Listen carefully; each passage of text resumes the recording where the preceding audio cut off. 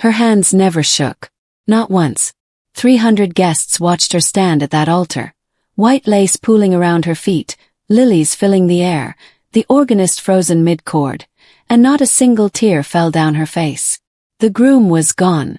The side door still swaying from where he'd walked out. A crumpled note on the floor where his vows should have been. And Indigo Rhodes, the most breathtaking woman in the room, simply lifted her chin, turned to face the crowd and smiled. Not the smile of a woman broken. The smile of a woman who had just made a decision. Stay with me until the very end, because this story will turn everything you think you know about power, pride, and second chances completely upside down. And before we begin, if you're new here, welcome to Mafia Moonlight Tales. Hit that like button, subscribe so you never miss a story, drop a comment telling me where in the world you're watching from, and share this with someone who needs to hear it. Now let's get into it. It's a Saturday morning in Seoul, Korea. But the world Killian Vane operates in has no days off. The cathedral had been booked for 18 months. 300 guests had flown in from 4 continents. The white roses alone cost more than most people's mortgages. Because when the head of the Vane Syndicate, the most feared criminal organization operating across East Asia and the Western Seaboard, decided to get married, nothing was done halfway. Killian Vane was not a man you forgot once you'd seen him. At 36, he was sharp-jawed and ice-eyed, built like someone had sculpted him out of controlled rage and expensive discipline. He moved through rooms the way storms move through cities, quietly until suddenly everything around him had changed. His lieutenants called him Guishan behind closed doors. The ghost. Not because he was invisible, but because by the time you realized he'd been in the room, it was already too late. He had spent 15 years building the Vane Syndicate from a street-level operation into an empire that governments quietly feared and competitors quietly envied. His word rewrote contracts. His silence ended careers. And yet, for one woman, he had done something no one in his organization had ever seen him do. He had knelt. He had offered a ring.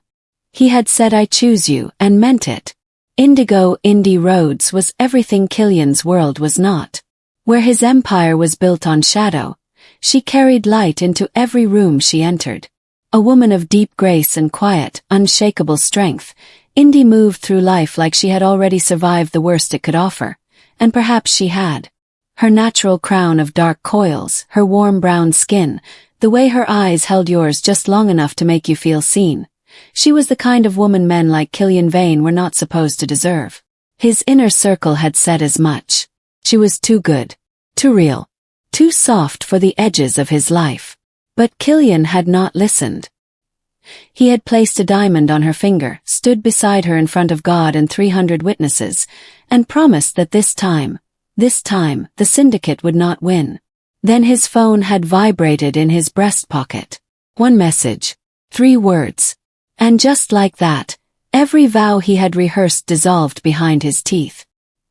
He leaned toward her ear, whispered something too low for anyone else to catch, and walked, not ran, walked, out through the side door of the cathedral like a man answering a summons from the only master he had never managed to leave behind. The bouquet hit the marble floor. The ring box tumbled from the altar step. And 300 people turned in absolute silence to look at the bride he had left standing alone. This is where most women would have crumbled. This is where Indigo Rhodes began. What she did in the next 60 seconds would take Killian Vane 3 years to recover from. And what she built in the silence that followed would bring the most feared man in the syndicate to his knees in the very same cathedral, begging for a single second chance. But the woman who would meet him there. She was no longer the bride he had abandoned. The silence lasted exactly 4 seconds. Indy counted them. 1, the gasp that rippled through the pews like wind across water. 2, the priest's hand dropping slowly to his side. His scripture forgotten. 3, the flower girl in the front row beginning to cry, because children always feel what adults are still processing. 4, 300 pairs of eyes landing on her like a weight she had not agreed to carry. Then Indigo Rhodes did something none of them expected. She breathed, slowly, deliberately, the way you breathe when you are deciding in real time who you are going to be for the rest of your life. Her shoulders, bare above the intricate lace of her gown, did not drop. Her jaw did not tremble. The hand that had been waiting for his closed gently around nothing, and then released. Her maid of honor, Priya, appeared at her side within seconds, her whisper urgent and trembling. "Indy, honey, what do you want to do?" There were tears already forming in Priya's eyes, the kind of tears that come on behalf of someone you love when they refuse to cry for themselves. Indy turned to her slowly. Smile. And it was real, not performance, not armor, just the quiet, terrible calm of a woman who had already moved 3 steps ahead of her own heartbreak. "Hand me my bouquet," she said softly. Priya blinked. "What? My bouquet, Priya?" Someone retrieved it from the floor. Indy accepted it with both hands, smoothed the front of her gown once, and then turned to face the congregation with the full, unhurried grace of a woman who had decided that 300 witnesses were not going to watch her fall apart. They had come to see her become someone's wife. She would not give them a collapse as a consolation prize. She walked back down the aisle herself. No music, no groom, no trembling lip. Just the soft, rhythmic sweep of white lace against marble, and the sound of her heels marking every step with quiet, iron certainty.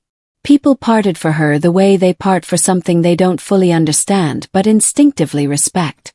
An elderly woman in the third pew pressed her hand to her mouth. A man near the back removed his hat without knowing why. Indy did not look left. She did not look right. She walked through those cathedral doors and into the pale morning light alone, and the door closed behind her with a sound like a full stop at the end of a sentence. She made it exactly 11 steps down the stone staircase before she stopped. She stood there for a moment, bouquet in both hands, sunlight catching the beadwork of her veil, and she stared at the black iron gate at the bottom of the steps. Then she set the flowers down carefully on the step beside her, left them there, and kept walking. She gave herself one night. One night in the hotel room she had booked under her mother's maiden name, a habit from a life she had quietly prepared for, because somewhere beneath the love she had carried for Killian Vane, a quiet, knowing part of her had always understood that loving a man like him required a contingency plan. The room was plain. Deliberately so. No champagne waiting on the dresser, no rose petals, no honeymoon luggage. Just Indy, her gown hanging on the back of the bathroom door like a ghost of the morning, and the particular silence that follows the loudest moment of your life. She sat at the edge of the bed in her slip and she thought. Not about Killian, not yet, not fully, but about herself. About the version of Indigo Rhodes who had slowly, over 3 years, learned to make herself smaller so that his world would feel safer. She thought about the business ideas she had shelved, the city she had left, the sharp, restless intelligence she had softened at the edges so as not to outshine a man who needed to be the brightest thing in every room he entered. She thought about all the space she had given away. Then she opened her laptop and she began to take it back. By midnight her social media accounts were gone. Not deactivated, deleted. Every photograph, every tag, every carefully curated moment of a life that had been lived, at least in part, for public consumption. Her phone number was next. She requested a new one through a carrier Killian's people had no existing relationship with. Her email addresses, all 3, were closed and abandoned like rooms she was locking behind her. She transferred her personal savings into an account registered under a name only her mother knew to look for. She was not hiding. She was disappearing. There was a difference. Hiding implied fear. What Indy was doing required precision. Before she slept, she went to the minibar and retrieved the small ceramic dish she had noticed earlier, the kind hotels left beside the coffee station for no particular reason. She filled it with salt from the packets on the tray. Then she crossed to the nightstand, picked up the engagement ring she had worn for 14 months, and held it for a moment in her palm. It was beautiful.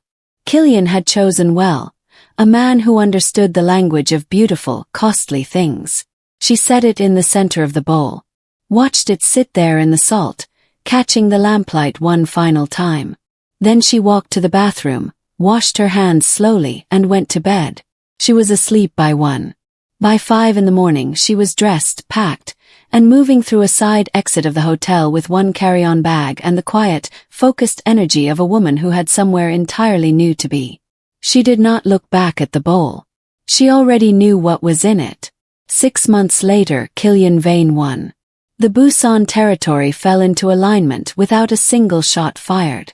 3 rival syndicates signed accords they had refused to consider for a decade. The shipping contracts alone were worth more than some small nation's GDP.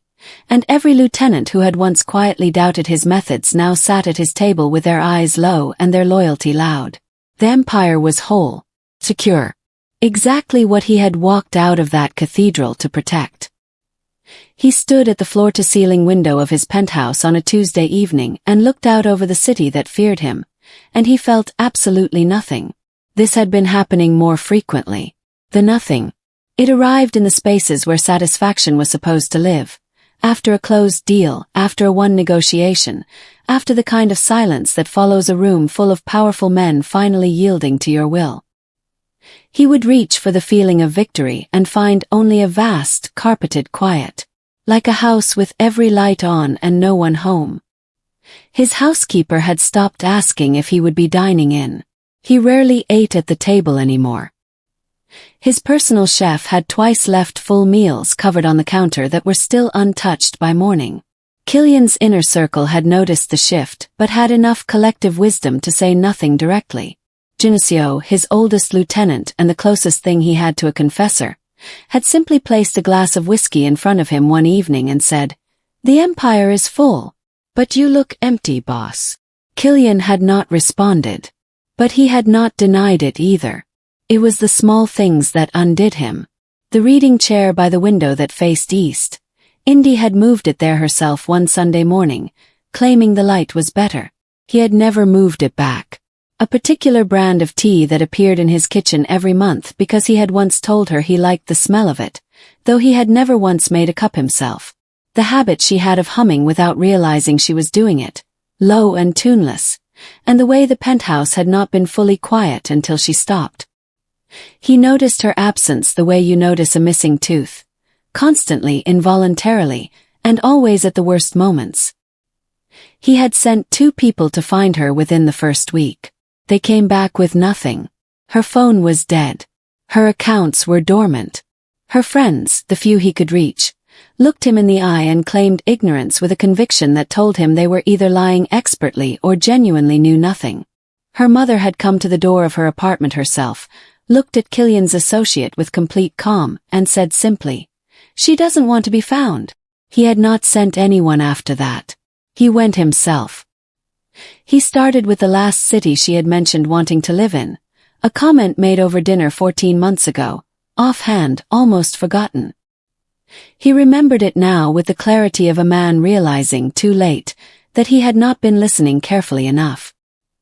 He booked the flight under a name that wasn't his, told no one where he was going, and sat alone in business class with a photograph on his phone, the only one he had saved before her accounts vanished, and the particular expression of a man who has just understood the true cost of what he paid for his crown. It was an expression that looked, unmistakably, like the beginning of something. Toronto did not know her as the woman who had been left at the altar. Toronto knew her as Rhodes. Just Rhodes. The way you refer to someone whose last name has become large enough to stand alone. The woman who had appeared 18 months ago with a carry-on bag, a business plan sharp enough to cut glass, and the kind of quiet, unhurried confidence that made people instinctively step aside and then wonder why they had done so. She had started with a consulting firm, boutique, selective, nearly impossible to get a meeting with, that specialized in rebuilding the public image of corporations too proud to admit they were bleeding. Within 6 months, her client list read like a financial directory. Within a year, she had expanded into brand acquisitions. By month 18, Rhodes and Company occupied the top 2 floors of a building whose address alone communicated everything you needed to know about its occupants. She wore her hair natural and her suits architectural. She took her coffee before sunrise and her calls standing up. Her staff, all 11 of them, chosen with the same deliberate precision she applied to everything, moved through the office with a particular energy of people who genuinely believed in what they were building. She remembered their birthdays. She noticed when someone was struggling before they said so. She ran a company the way she had always believed a company should be run, with rigor and with humanity, because she had learned, at considerable personal cost, that ruthlessness was not the same thing as strength. She had also learned to accept help. That part had taken longer. Elias Morrow was 6'4", unhurried, and the kind of man who filled a doorway without trying. He ran the largest independent private equity firm in the city and had the reputation of someone who had seen every angle of every deal and remained, improbably, a man of his word. He had walked into her office unannounced during her 4th month in Toronto, not to acquire her, not to absorb her, but to offer a resource partnership that required nothing from her except her continued independence. "I don't want a seat at your table," he had told her, settling into the chair across from her desk with the ease of a man comfortable in his own proportions. "I just think your table deserves better legs." She had stared at him for a long moment. Then she had laughed, really laughed for the first time in months, and said, "You have 20 minutes. He had stayed for 2 hours. Their arrangement was professional, precise, and built entirely on mutual respect, the kind Indy had once hoped for and never quite received from the man who had put a diamond on her finger. Elias asked for her opinion on things. He waited for her to finish her sentences. He introduced her in rooms as a peer and meant it. He had never once looked at her like she was anything other than exactly what she was. That, she had come to understand, was rarer than any empire. She was standing at her office window one Thursday evening, the city gold and sprawling beneath her, when her assistant appeared in the doorway with a particular expression, the careful, cautious kind reserved for information that required delicate delivery. "There's a man asking about you," her assistant said quietly. "No appointment. No name." Indy did not turn from the window immediately. "What does he look like?" she asked. The pause that followed told her everything before a single word was spoken. She set her coffee down slowly, smoothed the front of her jacket, and turned to face the door. It was not her assistant's description that confirmed it. It was the way the air in the room changed, that particular atmospheric shift she had spent 3 years learning to recognize, the way a space reorganized itself around Killian Vane's presence, the way weather reorganizes itself around a pressure system. She had felt it before she had seen him. And so, by the time the Toronto Business Excellence Gala came 3 days later, and she turned from a conversation about sustainable acquisitions to find him standing 12 feet away in a midnight black suit, she was already ready. She had been ready for months. He looked the same. Sharper, perhaps, the way a blade looks sharper after it's been through something difficult. His dark eyes found her with the directness of a man who had crossed an ocean with one specific coordinate in mind. He had clearly not expected her to look the way she looked. The gown was deep green, column-cut, architectural in its simplicity. Her natural crown was pinned and elevated, deliberate and regal. She wore no ring. She wore no expression that cost her anything. She watched him register all of this. Watched something flicker behind his composure and nearly break the surface. Then she turned back to her conversation. The man beside her, a venture capitalist from Vancouver who had been making her laugh for the better part of 20 minutes, continued his story, and Indy laughed again at the right moment, leaned in at the right moment, touched the man's arm lightly at the right moment, because she was Indigo Rhodes and she had never in her life needed an audience to know how to be fully, luminously present. She felt Killian move closer. Felt the moment he stepped into her peripheral vision with the intention of being acknowledged. She finished her conversation, excused herself gracefully, and turned, as if by coincidence, directly into his eye line. For one full second she looked at him. The look was polite, neutral. The precise, courteous expression of a woman encountering a stranger at an event where strangers were expected. "I'm sorry," she said pleasantly. "Did you need something?" The silence that followed was 3 seconds long. To anyone watching it was nothing. To Killian Vane, who had spent 15 years in rooms where every silence carried meaning, it was a verdict. "Indy." His voice was low, careful. She tilted her head slightly. "I don't think we've been introduced." She extended her hand with the smooth professionalism of someone who did this 40 times an evening. "Indigo Rhodes. Rhodes and Company." He looked at her hand. Looked at her face. Searched it for a crack, for anger, for grief, for the wound he had made and expected to find still open. He found nothing. Nothing except a woman who had clearly built an entire luminous life in the space his absence had left, and furnished it so completely that there was no longer a single room with his name on it. He took her hand. "Killian," he said quietly. "Lovely to meet you, Killian." She smiled, warm, brief, final, and turned away. She did not look back. Behind her, for the first time in 15 years, Killian Vane stood in the middle of a crowded room and felt like the smallest person in it. He replayed the handshake for 3 days. Not the gala. Not the green gown or the way the room had curved around her like she had always been its center. Just the handshake. The professional, weightless, utterly indifferent handshake of a woman who had looked directly at the man who had broken her and seen nothing worth remembering. He sat with that image in the back of a car, on a plane, at the head of a table where men were waiting for him to speak, and he turned it over and over like a stone he couldn't put down. She didn't hate him. That would have been easier. Hatred required investment. Hatred meant she still thought about him, still carried him somewhere in the architecture of her days. What Indy had given him at that gala was categorically worse than hatred. She had given him irrelevance. She had looked at a man she had loved for 3 years, a man she had agreed to build a life with, and returned him politely to the category of stranger. It was the most devastating thing anyone had ever done to him. And she hadn't even raised her voice.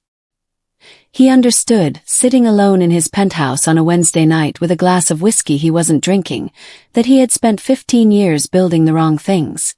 The empire was real. The power was real.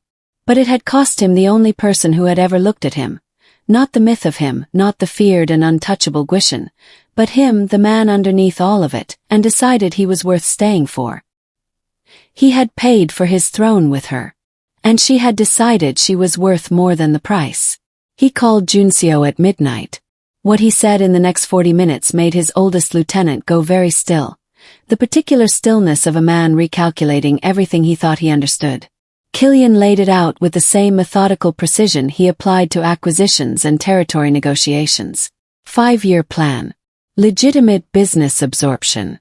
A careful, surgical withdrawal from operations that could not be cleaned, sold to those who wanted them or simply closed. It was not a confession. It was a restructuring proposal. And it was the most dangerous thing Killian had ever put into words because the men who profited from his current architecture would not receive it quietly. So looked at him for a long time. "They'll call it weakness," he said finally. "I know. Some of them will come for you. I know that too." Another silence. Is she worth this? Killian considered the question with the honesty it deserved.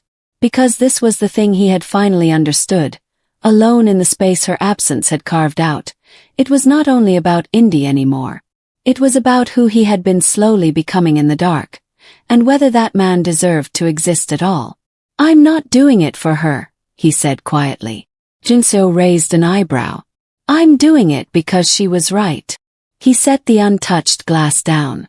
"And I've known it for years." The warning came to Killian first. A photograph, slid beneath the door of his Seoul office at 3 in the morning by someone who had bypassed 3 layers of security without leaving a single trace. The photograph was of Indy, taken outside the Toronto building, candid, recent, the timestamp in the corner reading 6 days ago. On the back, 4 words in clean block lettering. "We know where she is." He was on a plane within the hour. The threat came from Park Dae-young, a syndicate elder Killian had displaced during the Busan restructure, a man who had smiled through the transition and spent every subsequent month quietly building a case for retribution. Targeting Indy was not random. It was surgical. Park understood, with the particular intelligence of a man who had watched Killian cross an ocean for a woman who didn't acknowledge his name, that Indigo Rhodes was the most efficient pressure point available. What Park had miscalculated was Elias Morrow. Elias had noticed the rotation of unfamiliar faces near the building 3 days before the photograph reached Killian. He had not told Indy immediately, not to protect her from the information, but because he was still verifying it, still building the complete picture before presenting it to a woman he knew would want facts, not fragments. When he did tell her, on a Thursday morning in her office with the door closed and his voice level, she listened without interrupting, asked 4 precise questions, and then opened her desk drawer and retrieved a phone Elias had never seen before. "I have a contact," she said simply. Elias looked at the phone. Looked at her. "From your previous life." "From my previous life," she confirmed, already dialing. Killian arrived in Toronto to find that Indy had already identified the 2 men stationed outside her building. Had their photographs cross-referenced through a private security network she had apparently been maintaining quietly since month 3 in the city, and had contacted the kind of people who made problems like this administrative rather than existential. He stood in Elias's office, an interaction that required both men to exercise considerable restraint, and received this information with the expression of someone being shown a mirror he hadn't asked for. "She handled it," he said. "She handled it," Elias confirmed, with the particular tone of a man who had stopped being surprised by this. Indy walked in 20 minutes later, coat on, bag over her shoulder, returning from a meeting she had not cancelled because she had refused to let Park Dae-young rearrange her Thursday. She saw Killian. Looked between the 2 men with a calm assessment of someone reading a room she had not agreed to walk into. "I didn't ask you to come," she said. "I know," Killian said. "I wasn't in danger. I know that now." She studied him for a moment, the kind of long, unhurried look she had refused him at the gala. Something had shifted in the quality of it. Not softness exactly. More like the first careful movement of a door that had been closed a very long time, deciding without fully committing, whether the weather outside had finally changed enough to risk opening. She looked away first. "Don't do it again without calling," she said and walked to her desk. It was not forgiveness, but it was something. The invitation arrived on a Tuesday. No sender name. No return address. Just a card, cream, heavyweight, the kind of stationery that cost more than it needed to, with a single line written in handwriting she recognized before she had finished reading the first letter. "Come back to the beginning. Come alone." Beneath it, the address of the cathedral in Seoul. Indy set the card down on her desk and sat with it for a long time. Outside, Toronto continued its ordinary Tuesday business. Traffic, cloud cover, the ambient hum of a city that had become, against all original intention, genuinely home. She had built something real here. Something entirely hers. And the woman who had built it was not the same woman who had stood at that altar in white lace with flowers in her hands, and love arranged so carefully across her heart that she hadn't noticed how little room the arrangement left for her own breathing. She thought about not going. Then she booked the flight. She told Elias. He said nothing for a moment, then asked once if she was certain, accepted her answer without argument and simply said, "Call me when you land." That was the thing about Elias Morrow. He understood that respecting someone's strength meant trusting their decisions even when you were quietly afraid for them. She wore black. Deliberate, considered, neither armor nor mourning. Just the color of a woman who had moved beyond the need to perform anything for anyone. The cathedral was empty. Every pew cleared. Every candle lit. Dozens of them, running the full length of the aisle on both sides, turning the stone interior amber and warm in a way that felt less like romance and more like something trying very hard to be honest. The white roses from their original wedding were there too, restructured into something simpler, something that said "I remembered" rather than "I'm trying to impress you." The organist was absent. There was no music. Just the sound of candlelight, if candlelight could be said to have a sound, and her heels against the same marble floor she had walked alone 18 months ago. Killian was at the altar, on his knees, not positioned there for effect. She could see the difference, had always been able to read the difference between performance and truth in a man who had spent his life performing. He was simply there on the cold marble, in a dark suit with no tie, hands open at his sides, watching her walk toward him with the expression of a man who has rehearsed nothing because he finally understood that rehearsal was just another form of control. She stopped 6 feet away. He did not stand. He had made a decision about that, clearly, that he would not reclaim his height until she gave him something to stand for. "I know what I did," he said. His voice was quiet and undecorated. "I know what it cost you. I know that sorry is not a currency that covers that debt." He paused. But I am different. Not in words. In what I've done. In what I walked away from. In what I'm still walking away from. His jaw tightened briefly. I'm not asking you to trust that. I'm asking you to let me show you. On whatever terms you set. At whatever pace you decide. I will wait as long as it takes. The cathedral held its breath. Indy looked at him. Really looked, the way she had refused to at the gala. The full, unguarded assessment of a woman with nothing left to protect herself from except her own decision. What she saw was not the man who had walked out of a side door. It was the beginning of someone else entirely. She took one slow breath. Get up, Killian, she said quietly. Rose. She looked at him steadily and said, You get one conversation. My terms. My timeline. She held his gaze without flinching. And if you reach for your phone even once, I walk out of that door and you never find me again. Something in his face broke open, not dramatically, not with tears or proclamations, just quietly, the way a room fills with light when someone finally opens a window that has been painted shut for years. Understood, he said. She nodded once, and walked toward the door. There's a restaurant 2 blocks from here, she said without turning. You have 10 minutes. The restaurant was small. Deliberately so. She had chosen it the moment she decided to come to Seoul. Had researched it the way she researched everything, with precision and intention. No private booths. No dim lighting engineered for romance. Just clean white walls, honest food.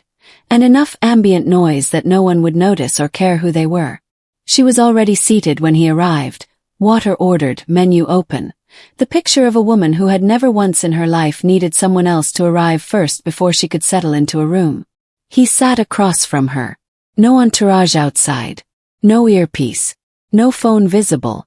She noticed all of it and said nothing, because acknowledgement was a form of reward, and she was not here to reward effort. She was here for answers. She waited until he had ordered.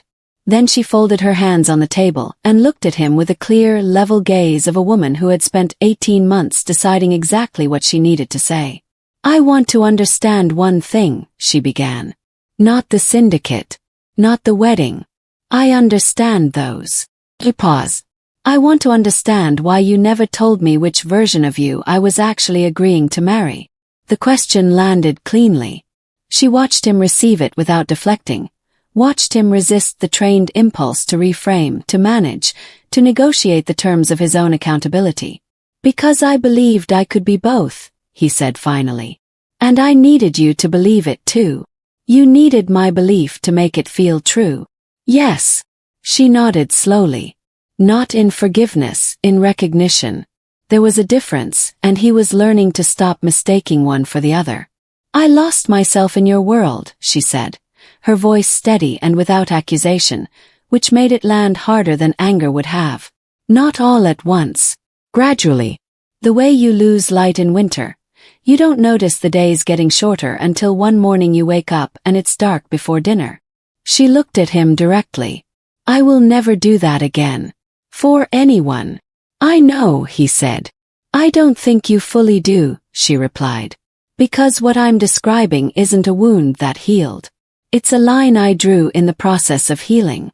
And it doesn't move. He held her gaze steadily. I'm not asking it to. The food arrived.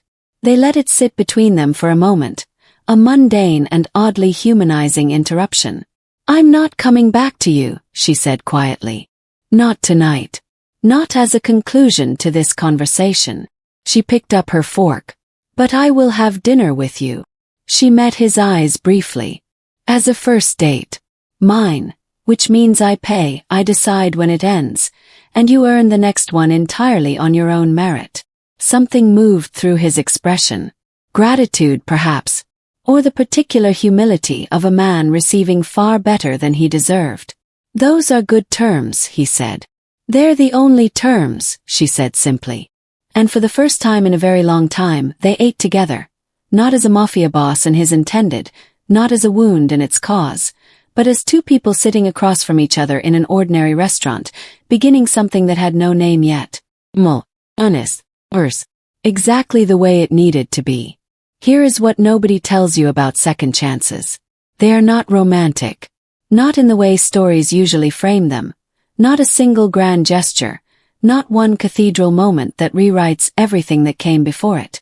A real second chance is quiet and incremental and deeply, sometimes uncomfortably ordinary. It looks like a Tuesday phone call that ends when she says it ends. It looks like a man who once commanded rooms full of dangerous people learning to sit patiently in a restaurant that was not his choice, in a city that was not his, at a pace that was not his to set. It looks like progress measured not in declarations but in the slow, unglamorous accumulation of kept promises. Killian earned the second date. Then the third. Then, over several months of careful, unhurried distance, something that began to resemble, tentatively, honestly, the architecture of a real beginning. He flew to Toronto. He did not announce it. He did not expect access. He had learned, was still learning, the profound difference between presence and possession, that showing up for someone and showing up at someone were entirely different acts, and that he had spent most of his life confusing one for the other. He had also begun, quietly and without fanfare, to make restitution. Not to Indy directly. She had not asked for it and would not have accepted it framed that way. But to the world his empire had extracted from. Legitimate foundations. Resources redirected. People he had displaced or diminished or rendered collateral to his own ambition. Approached individually, accountably, without the expectation of absolution. Junicio managed the logistics. Killian made the calls himself. It was slow work. Uncomfortable work. The kind that offered no immediate reward and required him to sit inside the discomfort of his own history without negotiating his way out of it. This, Indy recognized, was what change actually looked like. Not the apology. Apologies were words. And words were the currency Killian had always been most comfortable spending. Action was different. Action cost something real. Time, pride, the comfortable architecture of a life built around self-interest. And the willingness to pay that cost without guarantee of return was the only evidence worth examining. She had forgiven him before the second date. She understood that now, with the clarity that comes from honest self-reflection. Forgiveness had not been contingent on his kneeling in a cathedral or dismantling his syndicate or crossing oceans with photographs in his pocket. She had forgiven him somewhere between the bowl of salt and the Toronto skyline, privately, quietly, entirely for herself, because she understood that carrying the weight of his wrongdoing inside her own chest was a lease agreement she was no longer willing to honor. Forgiveness was not a reward she had given him. It was a freedom she had given herself. This was what the story of Indigo Rhodes was actually about. Not the Mafia boss who came back, not the cathedral or the candles or the carefully ordered first date. Those were the architecture. The foundation beneath them was this. A woman who had decided, in the wreckage of her most public humiliation, that she was non-negotiable. That her peace was not a bargaining chip. That love, real love, the kind worth rebuilding, could only exist between two people who had each done the private, unglamorous work of becoming someone worthy of the other. You cannot love well what you do not respect. You cannot respect what you are unwilling to be accountable to.